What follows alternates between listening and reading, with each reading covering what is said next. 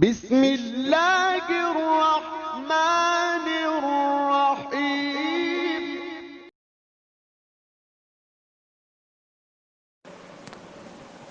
بسم اللہ الرحمن الرحیم۔ سوال کیا گیا ہے کہ مسجد کا وضو یا پینے کا پانی باہر لے جانا کیسا ہے؟ جیسا کہ عموماً لوگ مساجد سے پینے کا پانی بوتلوں میں بھر کر لے جاتے ہیں۔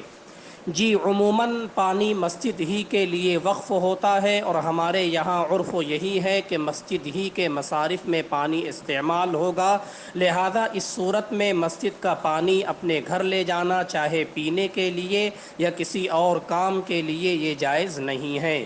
ہاں، اگر وقف کرنے والے نے اہل محلہ کو گھر لے جانے کی اجازت دی ہو تو پھر استعمال کر سکتے ہیں۔ دیکھیے فتاوی حقانیہ جلد نمبر 5 صفحہ نمبر 100۔